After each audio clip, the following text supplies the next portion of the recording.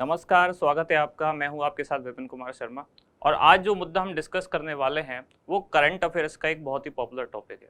पिछले लगभग एक महीने से सारे न्यूज़ में, चाहे वो प्रिंट मीडिया हो, चाहे वो इलेक्ट्रॉनिक मीडिया हो, या और भी सोशल मीडिया हो, या और भी किसी भी तरह का सोर्स हो, एक ही मुद्दा पूरी दुनिया में छाया हुआ है और वो मुद्दा है रूस और यूक्रेन का विवाद। जनरली जो न्यूज़ हम देखते सुनते हैं उनमें हमें आधी अधूरी जानकारी समझ में आती है और उस जानकारी के बेस पे हम एग्ज़ाम में अपना आंसर नहीं लिख सकते। एग्ज़ाम आंसर लिखने वाले, जो मैं सीबीएसई या आरबीएससी इन बोर्ड एग्ज़ाम की बात नहीं कर रहा हूँ, मैं बात कर रहा हूँ सिविल सर्विसेज के मेन एग्ज़ाम की, चाहे वो यूपीएससी का हो, आरएएस का हो, या फिर किसी भी अदर स्टेट सर्विस का जो भी एग्ज़ाम हो, उन सब के बारे में। वहाँ हमें चाहिए एक बेसिक नॉलेज, और बेसिक के साथ साथ उसके इतिहास और वर्तमान से लिंक करते हुए सारी जानकारियाँ, जहाँ हम समझ पाएँ कि पूरे विवाद की आखिर जड़ कहाँ है, कहानी कहाँ से शुरू हुई है और इसकी कौन कौन सी डायमेंशंस हैं। ये सारी चीज़ें समझने की हम कोशिश करेंगे बहुत ही शॉर्ट में, और जल्दी से सारी जानकारियाँ एक साथ एक ही स्लाइड में हमें समझ में आ जाएँ, ऐसी हम कोशिश करेंगे। तो चलिए ज़्यादा समय ना लेते हुए सीधे मुद्दे पे आते हैं और बात शुरू करते हैं रूस यूक्रेन विवाद। तो इनका विवाद कुछ कुछ वैसा ही है जैसा कि भारत और पाकिस्तान का है, केवल एक पक्ष उसमें वैसा है, और वो पक्ष है यहाँ के लोगों को लेकर। क्योंकि रूस और यूक्रेन दोनों सीमावर्ती देश हैं, एक दूसरे से बॉर्डर टच होता है। साथ ही यहाँ रहने वाले जो लोग हैं उनकी भाषा, संस्कृति, रहन सहन, पहनावा सब लगभग एक जैसा है। ये देश ऐसा नहीं है कि आज अलग हुए हैं, पहले भी एक थे, उससे पहले अलग थे। जैसे भारत और पाकिस्तान आज अलग हैं, पहले एक थे, उससे पहले अलग अलग छोटे छोटे टुकड़े थे, छोटी छोटी रियासतें थी। उसी तरह का कुछ इतिहास यहाँ का है। अब यहाँ से समझना शुरू करते हैं कि विवाद की कहानी कहाँ है। इस विवाद की कहानी का अगर हम स्टार्टिंग पॉइंट ढूंढने की कोशिश करें तो वो बड़ी मुश्किल हो जाती है चीज़। क्यों? वही सारी समस्या जो किसी भी इतिहास में, कहीं के भी क्षेत्र के इतिहास में हम जाएं तो राष्ट्र की अवधारणा बहुत बाद में आई। उससे पहले नहीं पता कौन किस देश में था, कहाँ लोग कैसे शासन करते थे, तो वही समस्या यहाँ है। फिर भी हम एक पॉइंट लेके चलेंगे जहाँ से सारी विवाद की कहानी शुरू होती है और हम मुद्दा अपना शुरू करते हैं। सबसे पहले ये बात हम कह ही चुके हैं, यहाँ की भाषा, यहाँ रहने वाले लोगों की भाषा रूसी है।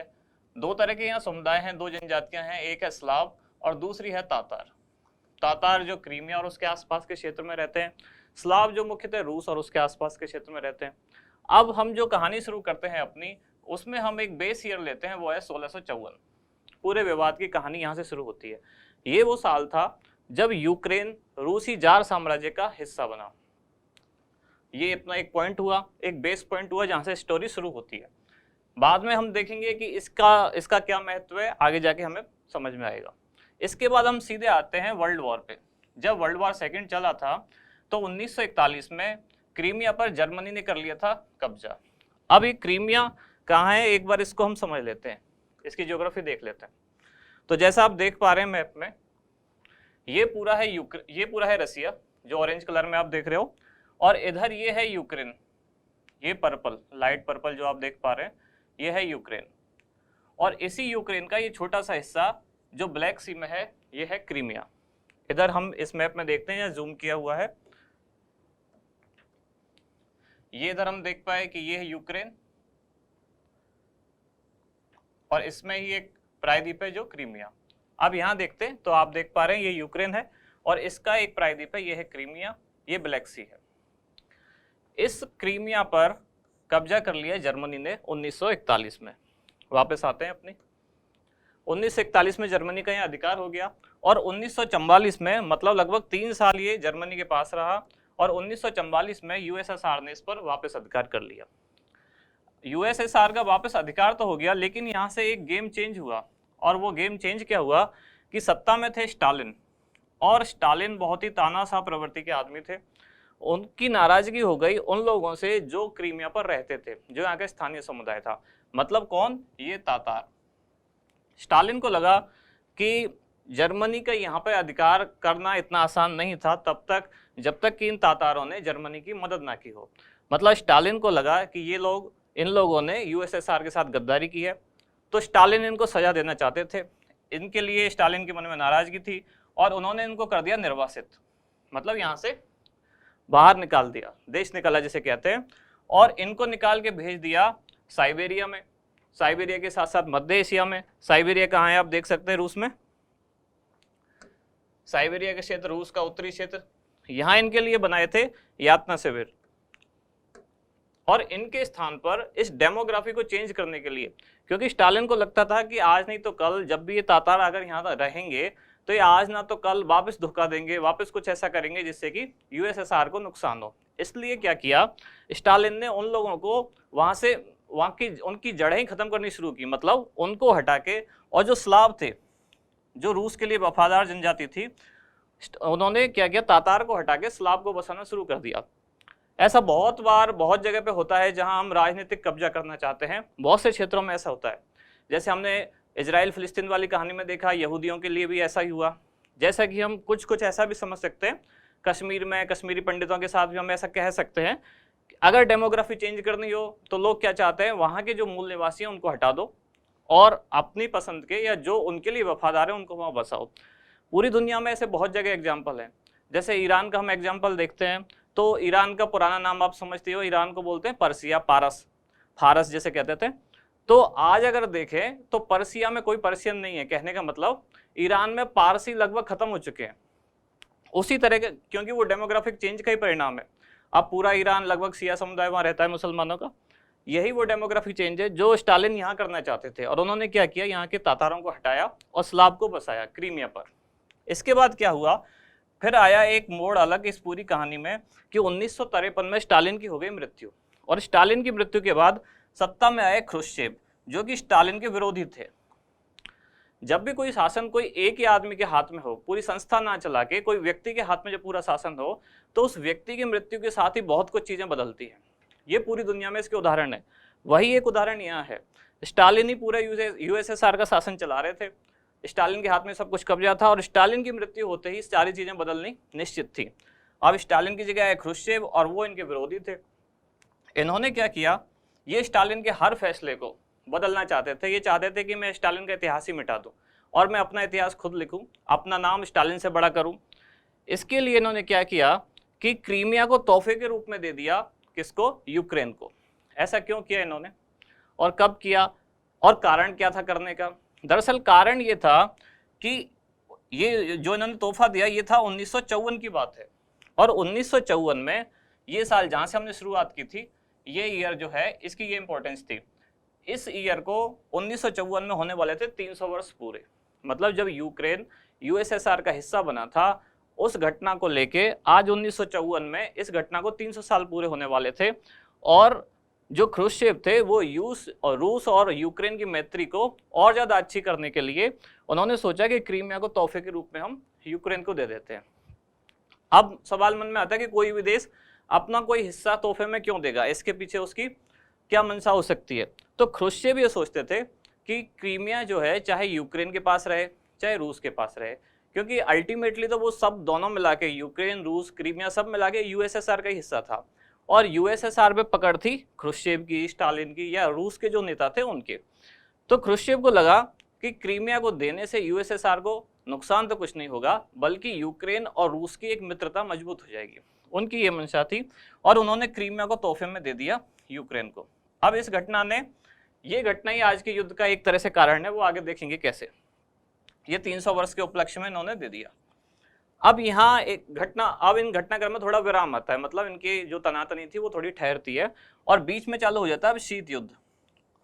शीत युद्ध मतलब एक तरफ अमेरिका और उसके साथी, दूसरी तरफ यूएसएसआर और उसके साथी। शीत युद्ध के दौरान ही ये दो धड़े बने बड़े बड़े जो आपस में लड़ाई कर रहे थे। कौन कौन से? जो आजकल हम सबसे ज्यादा चर्चा में सुन रहे हैं, एक तो नाटो और दूसरा था वार्सा पैक्ट के जो कंट्रीज थे वो। वार्सा क्या है? ये पोलैंड की राजधानी है। यहाँ एक समझौता हुआ जिसमें यूएसएसआर और उसके जो एलाई कंट्री थे उन सबों ने अपना एक संगठन बनाया। और नाटो क्या है? नॉर्थ अटलांटिक ट्रीटी ऑर्गेनाइजेशन, जिसमें अमेरिका और उसके समर्थक जो लोग थे जो रूस के अगेंस्ट थे वो इसका हिस्सा थे। कुछ समय बाद वार्सा पैक्ट और उसके जो ऑर्गेनाइजेशन था वो तो खत्म हो गया, लेकिन नाटो आज तक भी है, ये चल ही रहा है और झगड़े की जड़ में भी आज काफी कुछ इसका योगदान है। अब देखते हैं ये शीत युद्ध के दौर में नाटो और वार्सा दो दल बने। और इसके बाद क्या हुआ, फिर आया 1991 का वर्ष और इसमें यूएसएसआर का हो गया विखंडन। यूएसएसआर 15 टुकड़ों में टूट गया, जिनमें सबसे बड़ा टुकड़ा था रूस और रूस के अलावा बाकी 14 देश थे, इनके टुकड़े टुकड़े हो गए। और इसमें जब यूक्रेन आज़ाद हुआ, ये प्रक्रिया शुरू हुई थी 1988 से यूएसएसआर के टूटने की। धीरे धीरे 14-15 देश थे, धीरे धीरे धीरे अलग होते रहे। 88 से स्टार्ट हुआ, 91 तक चलता रहा प्रोसेस। और जब यूक्रेन आज़ाद हुआ तब रूस के लिए वो सबसे ज़्यादा धक्का लगने वाली बात थी, क्योंकि यूएसएसआर में रूस के बाद सबसे बड़ा जो देश था या सबसे इम्पोर्टेंट जो भागीदार था वो यही था यूक्रेन। ये रूस के लिए सबसे ज़्यादा अपमानित करने वाली बात थी, सबसे ज़्यादा धक्का लगने वाली बात थी। साथ ही यूक्रेन के आज़ाद होते ही ये तातार जो क्रीमिया से तब पलायन कर गए थे स्टालिन के दौर में, ये यहाँ वापस आना शुरू हो गए। एक तो यूएसएसआर का टूटना और दूसरा तातारों की वापसी और यूक्रेन द्वारा अपनी आज़ादी की घोषणा करना, इन सारी चीज़ों से रूस बहुत ही अपमानित था और बहुत ही नाराज था। जैसा कि फर्स्ट वर्ल्ड वॉर के टाइम जब जर्मनी के साथ अपमानित की जाने वाली बहुत सारी संधियां हुई तो जर्मनी के मन में भी एक गुस्सा भरा हुआ था और जर्मनी उसका बदला लगातार लेना चाहता था। उसी बदले का एक परिणाम हुआ सेकेंड वर्ल्ड वॉर। अब रूस जो टूटा, यूएसएसआर जो टूटा, ये घटना ये अभी तक रसिया के मन में है चुभी हुई। और कहीं ना कहीं आज जो विवाद हो रहा है उसके जड़ में भी एक ये कारण भी है, क्योंकि जब से ये टूटा तब से रूस लगातार अपने आप को ये महसूस कर रहा है कि अमेरिका ने और उसके साथियों ने उसका अपमान किया है और वो उसका बदला लेने के या अपनी वापस जो धाक है पूरे विश्व में वो कायम करने के लिए रूस अभी भी बेचैन है। तो एक रीजन तो ये भी है यूएसएसआर का टूटना, रूस का अपमानित होना। अब आगे देखते हैं, अब जब रूस इससे टूट गया, यूक्रेन इससे टूट गया, अलग हो गया रूस से, रूस अपमानित था ही, नाराज था ही, तो इसने क्या किया, यूक्रेन का एक क्षेत्र है जो रूस से लगा हुआ है बॉर्डर, उसको कहते हैं डोनबास का एरिया, डोनबास क्षेत्र।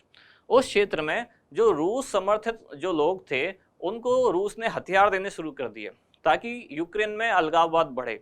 और एक बार यहाँ मैप में देख लेते हैं, और वो लोग जो लगातार चाह रहे थे रूस की साइड ही रहना, वो लगातार ऐसी यूक्रेन विरोधी गतिविधि वहाँ करती रहे जिससे कि यूक्रेन में अस्थिरता आए और रूस को उससे मदद मिले।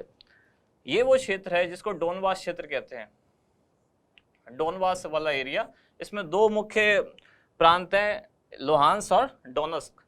इन दोनों क्षेत्र को मिला के कहते हैं डोनबास। ये डोनबास क्षेत्र, रूस ने यहाँ क्या किया, अब अलगाववाद शुरू किया और इन लोगों को हथियार वगैरह देना शुरू किया, क्योंकि यहाँ जो लोग रहने वाले थे वो रहन सहन में, संस्कृति में बिल्कुल जो रशियन जनजाति थी, स्लाव, उनके जैसे ही थे। तो वो रूस के लिए हमदर्दी रखते थे, इसलिए रूस को लगा कि जब कभी भी कुछ ऐसा मुद्दा आएगा तो ये हमारा साथ देंगे। रूस ने उनको हथियार दिया और ऐसा अभी हुआ भी है। अभी भी इस क्षेत्र पे रूस का कब्जा है इस युद्ध के बाद। तो उसका एक कारण यही है, जो रूस समर्थित लोग हैं वहाँ, जो यूक्रेन के विरोधी हैं, उन्होंने वहाँ हथियार उठाए और बहुत जल्दी रूस ने इस क्षेत्र पर कब्जा कर लिया। इसका एक कारण यही है।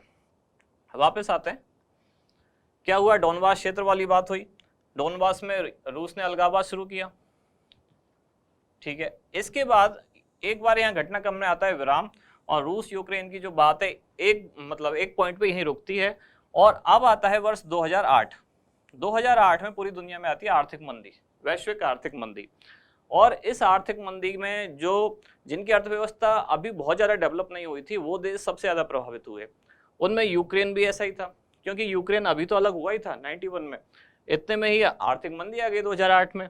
तो एक देश के लिए इतने ये साल सेटल होने के लिए कोई बहुत ज़्यादा टाइम पीरियड नहीं मिला यूक्रेन को, इतने में आर्थिक मंदी आ गई। अब यूक्रेन को अपनी अर्थव्यवस्था को वापस सेट करने के लिए चाहिए थी मदद। अब उसको लगा कि उसकी मदद कौन कर सकता है। जाहिर सी बात है रूस तो करेगा नहीं, क्योंकि रूस से तो वो टूट के अलग हुआ है। तो रूस तो कैसे भी चाहता था यूक्रेन को वापस लेना।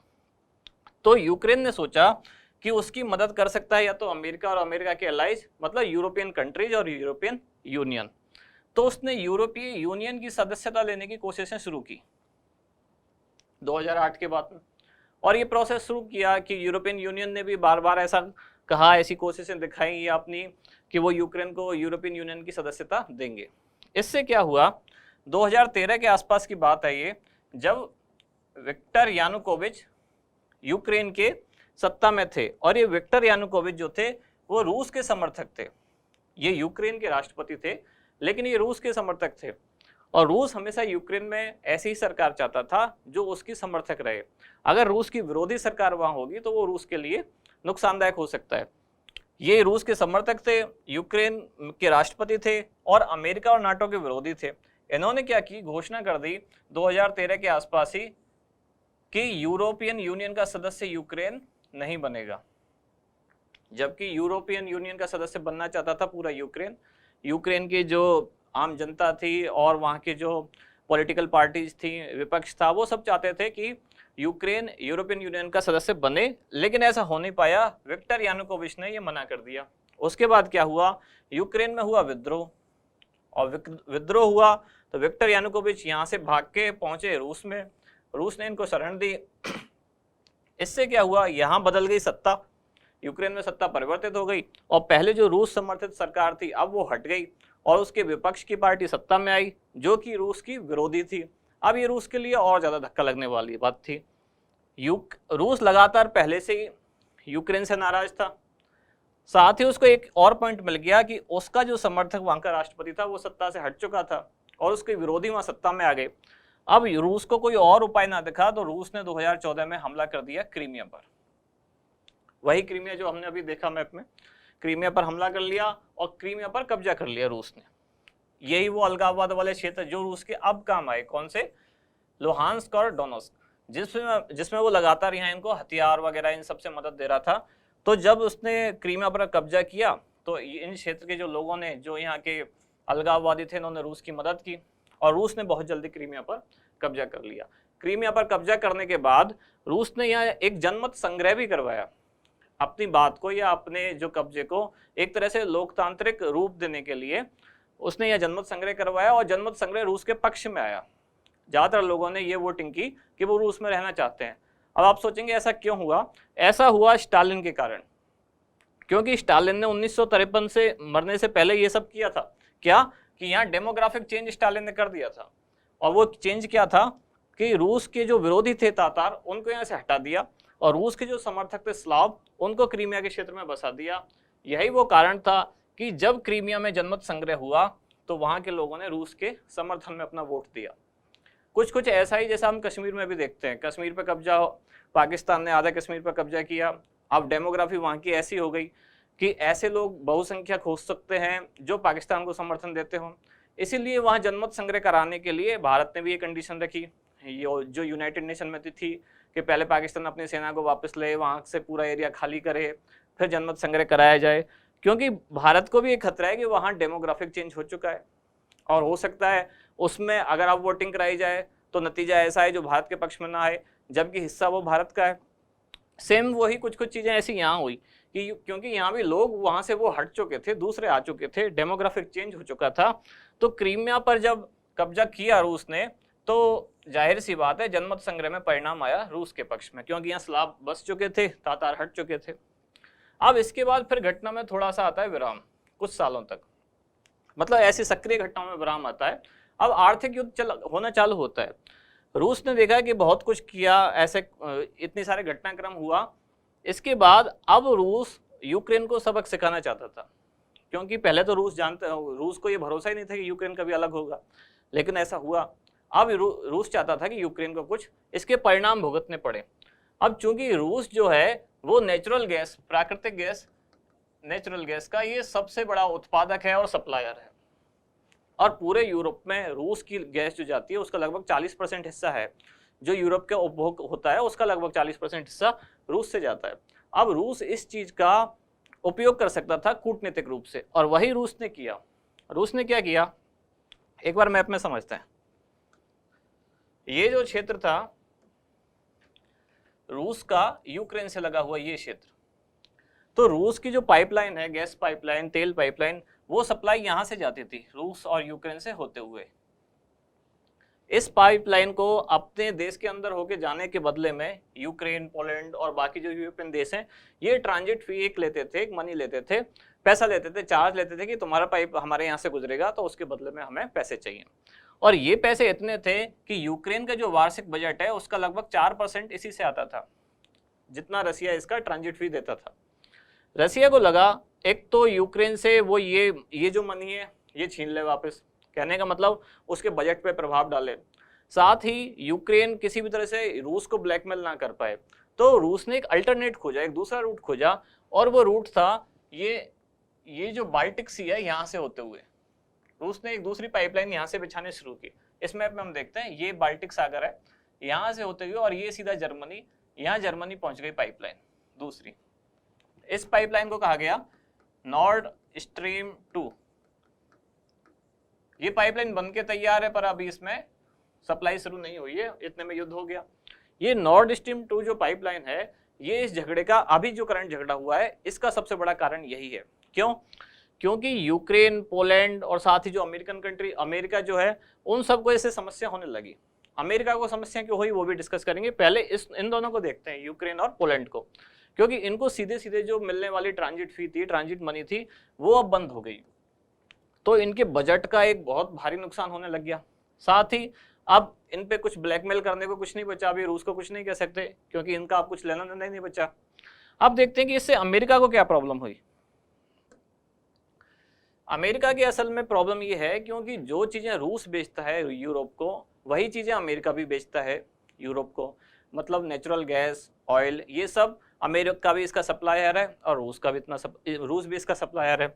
और अगर जियोग्राफिकली हम देखें तो रूस तो यूरोप से बिल्कुल टच में है, बॉर्डर टच है, लेकिन अमेरिका दूर है, बीच में अटलांटिक सागर पड़ेगा, उसके बाद अमेरिका है। तो जाहिर सी बात है अमेरिका से आने वाले जो गैस, तेल और पेट्रोलियम, बाकी जो संसाधन है वो यूरोप के लिए पड़ते हैं महंगे, और रूस से आने वाली जो चीज़ें हैं वो सस्ती पड़ती हैं। तो जाहिर सी बात है जो यूरोपियन कंट्री है वो रूस से ही लेना प्रेफर करेंगे। तो एक तो पहले से ही वो रूस से ज़्यादा लेते थे। दूसरी ये और बात, अब जब ये पाइपलाइन यहाँ से शुरू हो गई तो ये समुद्र के रास्ते यहाँ अंदर से जाएगी, किसी भी देश का कोई कंट्रोल नहीं रहेगा, ना अमेरिका का कंट्रोल रहेगा। इससे क्या है, और सस्ते दामों पे और बिना किसी ब्लैकमेलिंग के यहाँ से नेचुरल गैस और ऑयल पहुँचना शुरू हो जाएगा यूरोप को, और सबसे पहले यहाँ पहुँचेगा किसको? जर्मनी को। अब इस पूरे घटना से क्या हुआ, जर्मनी और रूस दोनों ही बहुत खुश थे। खुश इसलिए थे क्योंकि दोनों को एक दूसरे की आवश्यकताओं की पूर्ति हो रही थी। जर्मनी को चाहिए सस्ते दामों पे तेल, ऑयल, किसी भी कंट्री को चाहिए, और रूस को चाहिए एक खरीदार जो कम से कम, जो ज़्यादा से ज़्यादा उससे चीज़ें खरीद सके। तो दोनों की ज़रूरतें पूरी हो रही थी। तो जाहिर सी बात है जर्मनी खुश था, रूस भी खुश था। यहाँ हम आते हैं अगले पॉइंट पे अपने, ये नॉर्ड स्ट्रीम 2 पाइपलाइन जो हमने बात की अभी, इससे यूक्रेन, पोलैंड बाईपास हो गए। जैसा हमने अभी मैप में समझा, बाल्टिक सागर के नीचे से होते हुए लाइन जाने लगी। इससे जर्मनी और रूस खुश हुए, और अमेरिका, यूक्रेन, पोलैंड ये सब नाराज हुए, ये हमने समझा अभी। साथ ही फ्रांस हमेशा ऐसा रुख रखने लगा, फ्रांस कभी भी अमेरिका का पिछलग्गू नहीं बनना चाहता है। जैसे कि अभी ब्रिटेन है, अमेरिका ने जो फैसला कर दिया ब्रिटेन हमेशा उसके साथ होता है, जबकि फ्रांस चाहता है कि उसकी एक अलग इमेज रहे, मतलब वो उसकी एक स्वतंत्र इमेज बरकरार रहे। तो जब भी नाटो कंट्री कुछ करते हैं या अमेरिका कुछ करता है तो फ्रांस आंख मूंद के उसका समर्थन नहीं करता है। ये चीज़ रूस लगातार ऑब्जर्व कर रहा है कि नाटो कंट्री जो हैं उनमें सबसे बड़े बड़े, अब मान लो जैसे जर्मनी है या फ्रांस है, तो रूस ने ये समझ ली ये बात कि जर्मनी उसका विरोधी नहीं है क्योंकि जर्मनी को गैस चाहिए, और फ्रांस भी अभी बीच का रास्ता अपना रहा है। युद्ध करने से पहले रूस ने सारी चीज़ें एनालिसिस की कि जर्मनी को तो डायरेक्ट फायदा होने ही वाला है, और फ्रांस अभी बीच का रास्ता अपना रहा है। तो रूस ने ये समझा कि नाटो में एक तरह से अंदर ही अंदर फूट है, वो सभी एकजुट नहीं है, सभी रूस के खिलाफ एक साथ नहीं आएंगे। फिर आगे से क्या हुआ, लेकिन यूक्रेन लगातार प्रेशर डाल रहा था और अमेरिका को भी चाहिए था कोई अपना मोहरा जिसके थ्रू वो रूस पे प्रेशर डाल सके, और वो मोहरा बना कौन? यूक्रेन। और इन लोगों ने एक प्रेशर का एक गेम शुरू किया, एक खेल शुरू किया, दबाव वाली राजनीति, और लगातार रूस को ये ऐसा कहना शुरू किया इन्होंने कि जो यूक्रेन है वो नाटो का सदस्य बन जाएगा और नाटो जो है रूस के बॉर्डर तक आ जाएगा। अब रूस को बार बार इन चीज़ों से होने लगी परेशानी। जाहिर सी बात है रूस के जो थे वो अपने सुरक्षा के कुछ मामले थे। रूस को लगा कि अगर नाटो यहाँ तक आ जाता है, यूक्रेन के बॉर्डर तक आ जाता है, तो सीधे से सीधे रूस की सुरक्षा को खतरा होगा। इसलिए रूस ने बार बार मना किया कि यूक्रेन जो है वो सीधा सीधा मना करे, रिटर्न में दे कि यूक्रेन कभी भी नाटो का सदस्य नहीं बनेगा। और यूक्रेन को ये लगने लगा कि रूस इस चीज़ से प्रेशर में आ रहा है, तो वो जो नॉर्ड स्ट्रीम 2 पाइपलाइन है हो सकता है वो उसका काम रुक जाए, और जो पहले पाइपलाइन उसके थ्रू ही जाती थी वहीं से पुराने वाले रूट को ही वो वापस स्टार्ट कर दे। अब रूस ने अपना आकलन किया कि अगर युद्ध होता है तो क्या होगा। सबसे पहले उसने देखा कि नाटो में एक तरह से फूट है, क्योंकि आधे देशों को तो फायदा ही होने वाला है इस पाइपलाइन से, जो नाटो की कंट्रीज है। दूसरा देखा कि चीन अभी अमेरिका के विरोध की वजह से हर उस देश के साथ है जो अमेरिका का विरोधी है, क्योंकि चीन को खुद सुपर पावर बनना है। उस धुन में चीन हमें रूस का साथ देगा ही देगा। साथ ही वैचारिक रूप से भी रूस और चीन काफी कुछ एक जैसे हैं, साम्यवाद वहां भी है वहां भी है, एक जैसी उनकी विचारधाराएं, वन पार्टी पॉलिटिक्स वहां भी है वहां भी है, दोनों जगह। तो वो एक दूसरे के सेम विचार रखते हैं। और दूसरा बड़ा देश एशिया का है भारत। तो जाहिर सी बात है भारत भी रूस के अगेंस्ट नहीं जाएगा। रूस पुराना भारत का सुरक्षा भागीदार रहा है, पुराना दोस्त रहा है।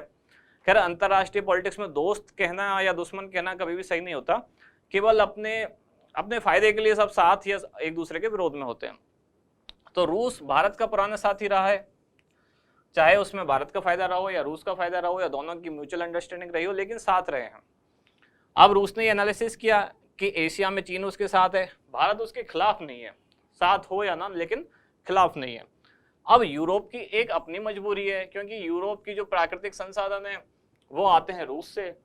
तो रूस ने इस बात का भी आकलन किया कि यूरोपियन कंट्रीज जो हैं एक हद से ज्यादा रूस का विरोध नहीं कर सकते, और ऐसा ही हुआ।